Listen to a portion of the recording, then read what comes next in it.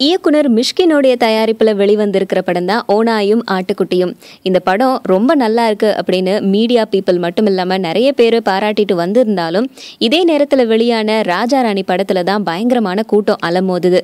இதனால ரொம்பவே கஷ்டத்துல இருந்திருக்காரு மிஷ்கின். இதை தொடர்ந்து என்ன பண்ணிருக்காரு அப்படின்னா, இந்த படத்தோடைய ப்ரமோஷனுக்கு இவர்கிட்ட காசு இல்ல அப்படிங்கறத காட்டுற விதத்துல கோயம்புத்தூர்ல அதிகாலை 3:30 மணிக்கு போயிட்டு இந்த படத்துடைய போஸ்டரை ஒட்டியிருக்காரு. இதுல மக்கள் எல்லாருமே இவங்க மிஷ்கின் தான் அப்படின்னு அடையாளம் கண்டுகிட்டு கண்டிப்பா நாளைக்கு உங்க படத்தை போய் நாங்க பாக்குறோம் அப்படின்னு நம்பிக்கை சொல்லியிருக்காங்க. அது மட்டும் இல்லாம படத்தை பார்த்தவங்க படம் ரொம்ப நல்லா வந்திருக்கு அப்படின்னு பாராட்டவும் செஞ்சிருக்காங்க. இதை தொடர்ந்து டைரக்டர் மிஷ்கின் திருச்சி, சேலம், மதுரை அப்படின்னு நிறைய ஊர்களுக்கு போய் போஸ்டர் ஓட்ட திட்டம் போட்டிருக்காராம். அது மட்டும் இல்லாம இந்த போஸ்டர் ஓட்டுற பயணத்துல திடீர்னு தியேட்டருக்கெல்லாம் போயிட்டு அங்க இருக்கிற மக்கள் கிட்ட சிடி விற்பனையும் ஆரம்பிச்சிருக்காரு.